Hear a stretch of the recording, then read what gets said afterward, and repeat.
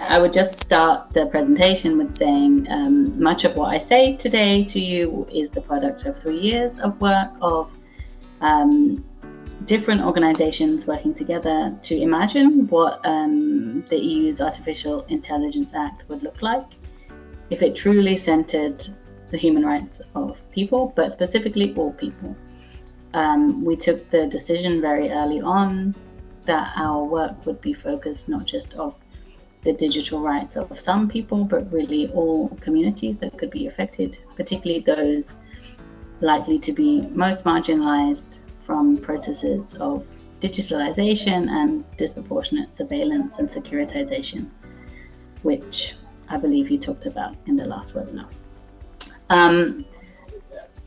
Our proposals are supported by over 150 civil society organizations.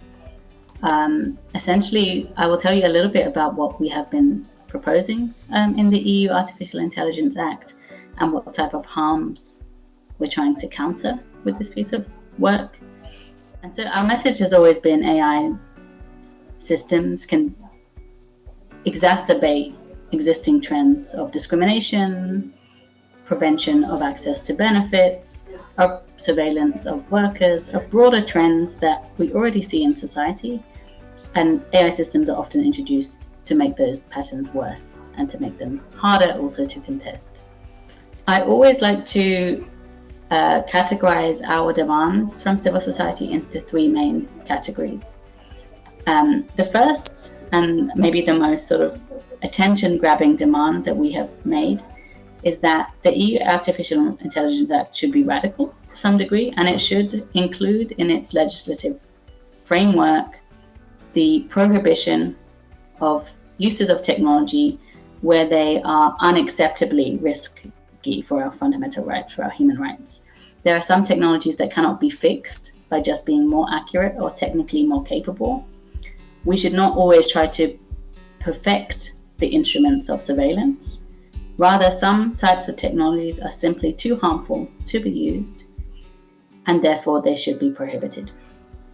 So some of the use cases of AI that we've proposed should be prohibited. Number one, the one maybe you'll be most familiar with, is we've been asking for a full ban of remote biometric identification in the public space.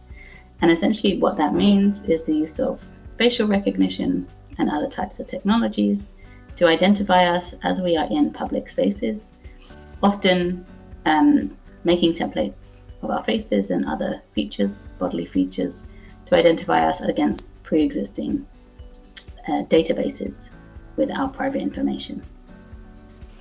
The next type of prohibition that we've wanted to see is prohibition on the use of predictive policing systems. So where, whether person-based or place-based, AI systems are used to predict whether we as people or whether certain areas are more or less likely to feature crimes.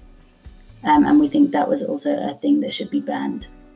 There are other types of use cases that we think should be prohibited too, including the use of emotion recognition in a variety of contexts, and also some prohibitions of AI used in migration contexts. We're taking a stance against this broader securitization discourse, the idea that more technologies, more tools, more police keep us safer. The second category was that we wanted to make sure that there was an accountability framework for the use of some of the most risky types of technology. So what we found, especially in the civil society space on AI and technology more broadly, was that what a lot of problems NGOs were having, investigative journalists were having, was that actually we didn't know when many of these technologies were being used. And often the governments and the companies using them had no real obligation to disclose any type of public information about the use of these systems, but also about the potential harms that deploying these technologies would cause on people. So the second type of thing that we proposed was to be an accountability framework around the use of certain technologies. And essentially what that was a transparency requirement. So the EU AI Act presented an EU AI database, which essentially means that high-risk technology, as defined by the legislation, should be in the public database when it's on the EU market, but also when it's put into use. The second thing, going beyond the database, was also the requirement that there should be a fundamental rights impact assessment when high-risk technologies are used.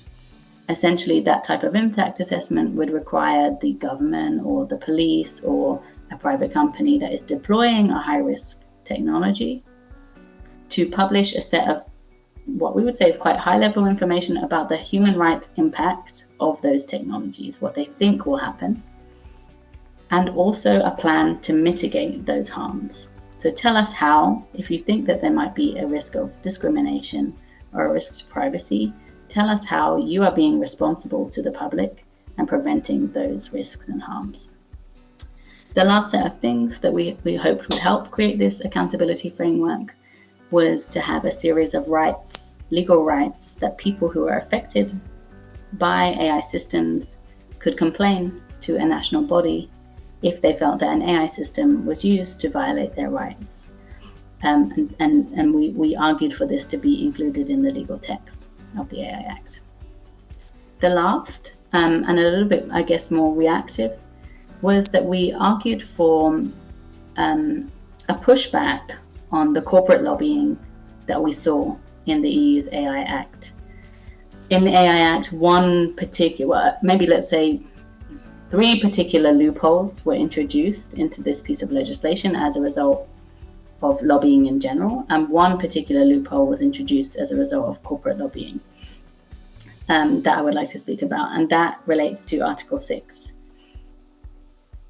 This article essentially says that this article is essentially about how do we determine high-risk technology for the purpose of the AI Act. It essentially said in the original version of the legislation, any AI system that fits within a list that was already included in the original proposal of the AI Act is high risk and therefore is subject to the rules in the AI Act.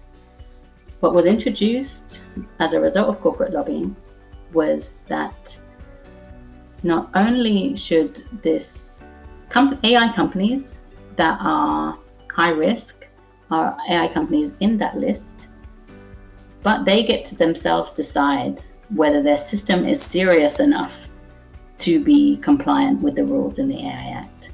So essentially they carved them for themselves a massive loophole for them to actually say, to decide if they should be subject to the rules of the AI Act.